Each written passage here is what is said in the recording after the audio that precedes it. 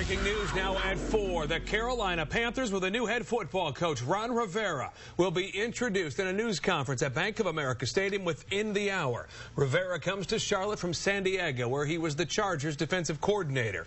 He replaces John Fox, let go after 9 seasons and a 2-14 record this past year. Rivera will be the 4th coach in team history. Again, Ron Rivera to be introduced as the new head coach of the Carolina Panthers within the hour. Keep it here. We have you covered. This WBTV high-definition program is sponsored by Time Warner Cable. WBTV News starts now. First at 4. And a good Tuesday afternoon to you. I'm Jamie Bull. And I'm Brigida Mack. Thanks for being here. Our coverage of this winter storm alert continues this afternoon. We are watching conditions on the roads across Charlotte. This is a live look at the interstate. Main roads are clearing up from the snow and ice that we've got, but it's different on the side roads. Many of them, like the one you see here, still covered in ice.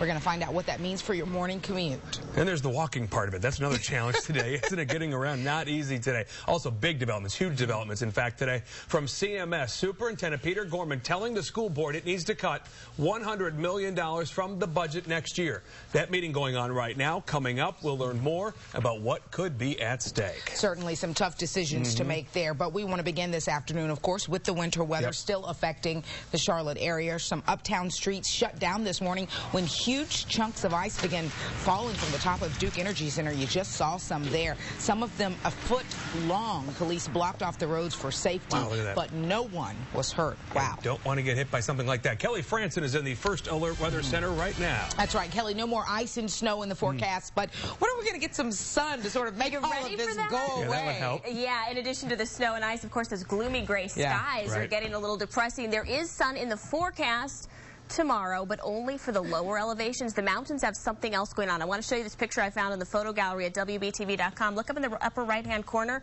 You see that? Is that Old Man Winter up there? Well, whatever that cloud formation is, it's certainly going to blow in some more snow.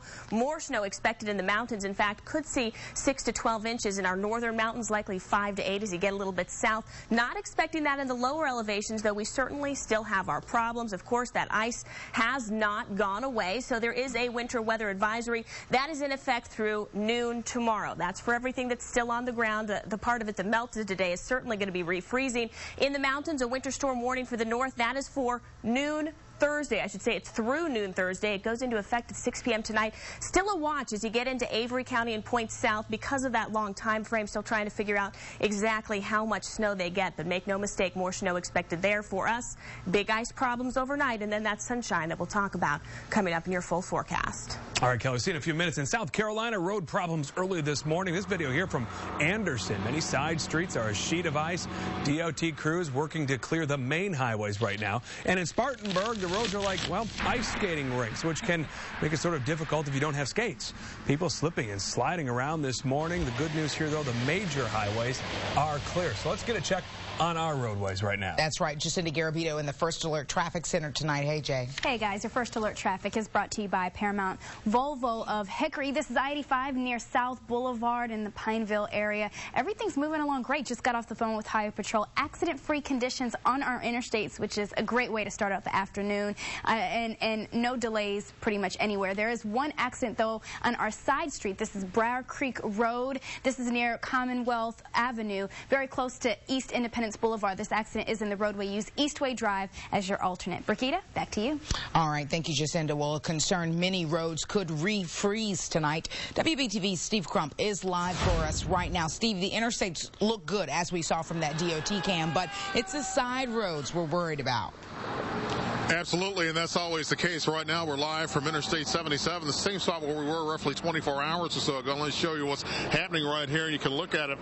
Pretty much clear sailing heading southward, South Carolina, and as Jacinda said a moment ago, the interstates along with Independence Boulevard, pretty much clear sailing, but it is the back roads and the back streets where people quite obviously need to be careful at this point. The other thing, too, is also what happens later tonight, simply because bridges and overpasses, they tend to freeze first, as well as that whole situation of black ice. So quite obviously, if you're going to be out there this evening, use a lot of caution and use a lot of common sense. Live tonight live from West Charlotte. Steve Crump, WBTV, on your side. All right, thank you, Steve, for that live report. Trouble at the airport today, too.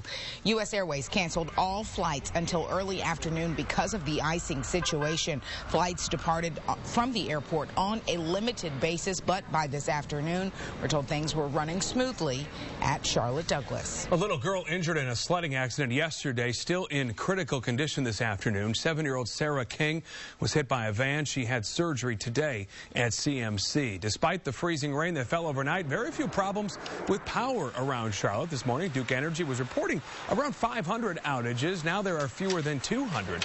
In South Carolina, Progress Energy reported 11,000 outages statewide. We want you to stay with us for continuing coverage of the winter storm alert. Still ahead at 4. We're going to find out what this means for trash pickup across the viewing area, plus icy conditions, as Jamie and I were saying, making sidewalks very dangerous. We're going to learn who's responsible for clearing them. And the storm now headed to the northeast. We're going to see how they're preparing. And, of course, you can always find the latest closings and delays at the bottom of the screen scrolling there, or you can go online to WBTV.com. Well, now to the other major story we're following. Big-time budget cuts planned for CMS. In a meeting right now, Superintendent Pete Gorman is telling board members they need to slash $100 million from the budget. $100 million.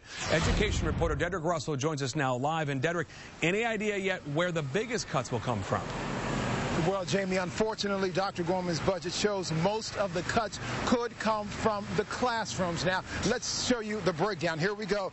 Gorman is recommending more than $61 million be cut from the schools division. Now, to come up with that number, of course, we're talking about the controversial decision to close schools, also teacher layoffs, increasing class sizes by 2 are just some of the sacrifices CMS would have to come with in order to make up that $61 million amount.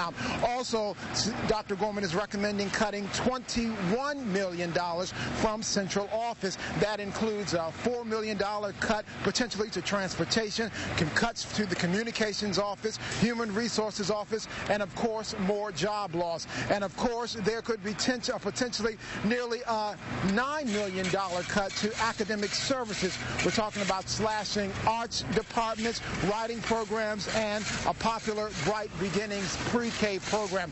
Now, we want to be clear that, keep in mind, this is just Dr. Gorman's proposed budget. He does not have the last word. The school board members, they have the final say, and they are prepared to vote on this probably later in the year, probably in April, so there could be some changes. Now, the board, they have not talked about the budget yet. They're still talking about some other things, but I'm going to go back inside the meeting, and I'm going to be there when Dr. Gorman lays the bomb on the school board members about all of these proposed cuts he's talking about, and I'll give you some reaction, and I'll be back in about an hour, all new on WBTV News at 5 to get reaction from board members. We're live at the Government Center. Dedrick Russell, WBTV, on your side. All right, Dedrick, we'll let you get back to work. Thanks for that update. Well, doctors remain hopeful about the recovery of the Congresswoman shot during Saturday's deadly rampage in Tucson. She's one of 6 victims still in the hospital. Some of their loved ones are starting to share what happened when the bullets rang out. Karen Brown has the latest on the suspect and a community working to heal.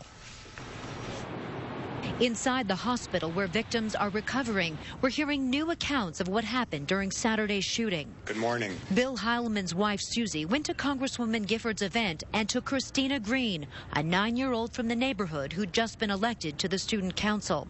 After the shots rang out, Christina was dead. Susie Heilman was shot 3 times. She's expected to recover, but continues to be haunted by the shooting. I hear her screaming out, "Christina, Christina, let's get out of here, let's get out of here."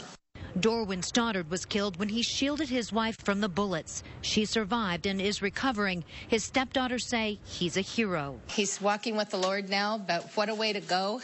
Tucson residents of all ages continue to come by this vigil set up outside the hospital for the victims. Tonight, formal memorials are being held at 2 local churches. Jared Loeffner has been charged in the shooting and could face the death penalty. FBI officials searched his home, and sources tell CBS News they've talked to his parents, who said their son had become increasingly troubled. But they were completely surprised to find out about the shooting. A neighbor says the couple is devastated. How would you feel if your son did it? you'd feel like you're to blame for the people getting shot. Congresswoman Gabrielle Giffords remains in critical condition, but she's now able to take breaths on her own. We have a shot. We have a chance. She has a chance to make a functional recovery. That's extraordinary because doctors say less than 5% of people recover from her type of injury. Karen Brown, CBS News, Tucson, Arizona. President Obama plans to travel to Tucson tomorrow to help lead a public memorial for the victims of the shooting. Funerals are scheduled to begin later this week, and Arizona legislators are considering emergency legislation to head off picketing by a fundamentalist church known for protesting at military funerals. Coming up next here at 4 o'clock, hard to get traction on the sidewalks today. Boy, be careful. Medics says they've seen dozens of injuries out there. Plus, the iPhone coming to Verizon when you can pre-order this blockbuster piece of technology. And later on, Duke and Progress Energy joining forces. What the development means for the future of Charlotte. Stay with us. This is WBTV News, first at 4.